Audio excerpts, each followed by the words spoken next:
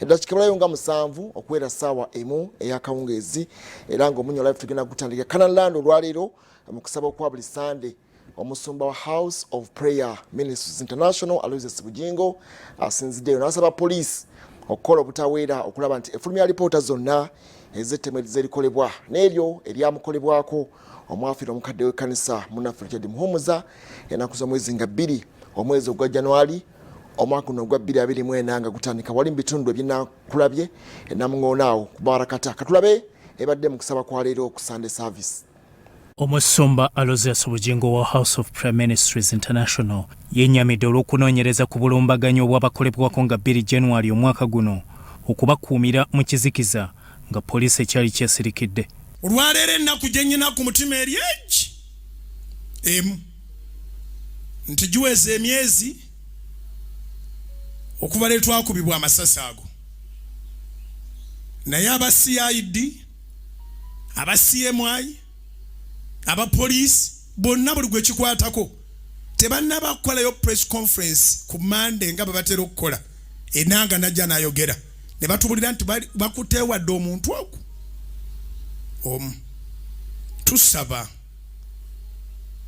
tusaba n'obuwombeefu batubuulireko wobatuuse. Kino si kyekintu ky'obikkako obisi ne mugenda mu maaso. Obulumbaganyi bwamukolebwako nga dewuwe ne mufiiramu omukadde w'ekkanisa Richard Muhumuza ku Bawalakate Namuŋŋoona. Tusaba busabi nnaku ennuma bulumi ku mutima gwange nkeera mu prayer room ne neebaza neesaba Mukama abatemu bazuuke, neesigala nga ntambula nenina nti leero ndowooza naawulirayo okwo ku mawulire. So officially nsaba ate tusaba, eggwanga lisaba, bannayuganda basaba, poliisi n'ebitongole ebirala ebyakwata ogw'okunoonyereza baveeyo batugambe nti tewali kye balaba, eyo naye eba information, oba batugambe nti obudde bwonna bagenda kwanjulira ensi ebyabeerawo, kubanga bw'onoogenda kubawalakata wali we baatukubira kamera eri waggulu bweti etunudde mu kkubo etunudde we baatukubira wennyini bweti.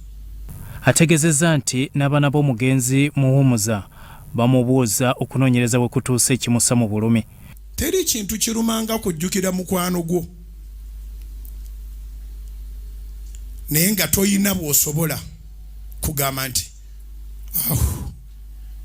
abaali mu lukwe oba yakikola bamukutte. Zaali 2 January 2024 neziwera 2 February 2024 ogwo si mwezi, neziwera 2 March 2024. March naye ayise makkati. Omusumba Bujjingo agambye nti ku baana b'omukadde w'ekkanisa omugenzi Richard Muhumuza eby'okubasomesa biri ku ye. Ku famire ya Richard seetaaga kusonda. Waliwo ne yali yeeyamye nti ajja kuweerera omwana omuwala, yali asuubira nti njja mukubira essimu omwana asoma, obweyamo oba oli waddembe obutuukiriza oba obutabutuukiriza. Abantu baagala nnyo engalo mu biseera eby'ebizibu, abantu baagala nnyo engalo mu biseera by'emikolo. Eyakyogera kyagenda kumpewo ensi yonna yakiwulira. Nagamba mukyala wa Richard ne mugamba tokuba ssimu tojjukiza, omuntu bwe yeeyama ateekwa okuba nga yeekubiriza okutuukiriza. Nze sirina kye nayogera, ofubanga nnyo n'okola okusinga okwogera n'olemererwa. Munnabuddu Bujjingo agamba Muhumuza yawaayo obulamu bwe ku lw'ekkanisa era tajja kumuyiwa. Era eyeeyama bw'ali bajjukidde nti yali yeeyama n'amala aleeta ng'eza ttaamu ewedde oba n'aleeta n'eziddako. Mukyala wa Richard yamanyi kyalizikolamu ez'okuweerera abaana tezigenda kuva mu mikono gy'abantu balala. Alipota ku ttemu erizerikolebwa Nnyenje tezifulumizibwa okugeza eya Afande Felix Kaweesi, Afande Muhammad Kirumira, Ibrahim Tusuubira amanyiddwa nga Ismail Access, ettemu ku Jeno Katumba Wamala omwafiira muwala we n'abalala. Lipooti yafulumanga eraga nti Uganda erimu emirembe okusinga USA, erimu emirembe okusinga America Uganda. ate kyekituufu. Neebaza gavumenti nessekwebaza okuvaayo neetukuuma era natambudde bulungi nengende Masaka nenkomawo. Njagala kwebaza bannamasaka bannaye tukubireko Mukama engalo ez'amaanyi yakikoze Masaka. Abantu bayaniriza Geno MK bamwanirizanga bekitabangako Masaka. Omusumba Bujjingo asiimye bannamasaka abazze mu bungi okwaniriza Geno Muhoozi Kainerugaba ku lunaku olwokutaano. Kuŋŋaana lwabadde lulungi, twasobodde okutwala ensi yonna ebeere Masaka.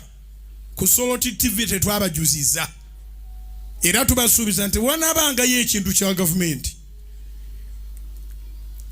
nga weetaaga okiraba tekijja kubulanga ku Soloti TV. Era neebaza Geno Muhoozi Kainerugaba olw'obwetoowaze bwe, olw'obukkakkamu. Yasigaddemu mu Masaka n'alaba abataka, n'alaba abakulu b'ebyenzikiriza, n'alaba abantu aba buli ngeri bonna n'abalaba ate n'abawuliriza. Kati oyo yeesigika nti bwe tumutume wa taata ebigabo bijja kutuuka. Azzeemu okunnyikiza ku bubaka bwa Geno Muhoozi eri bannamasaka nga kwe kwettanira entegeka za gavumenti. Ensonga ze ssatu nga bwe yazinnyonnyodde. Ensonga esooka yakunnyonnyola abantu PLU kyeki, Patriotic League of Uganda, ebigendererwa byayo biri ki? It is a civic organization to sensitize all Ugandans about the goodness of patriotism. Bibadde ku ttaka ettukuvu ery'Ekkanani mu kusaba okwa buli Sande.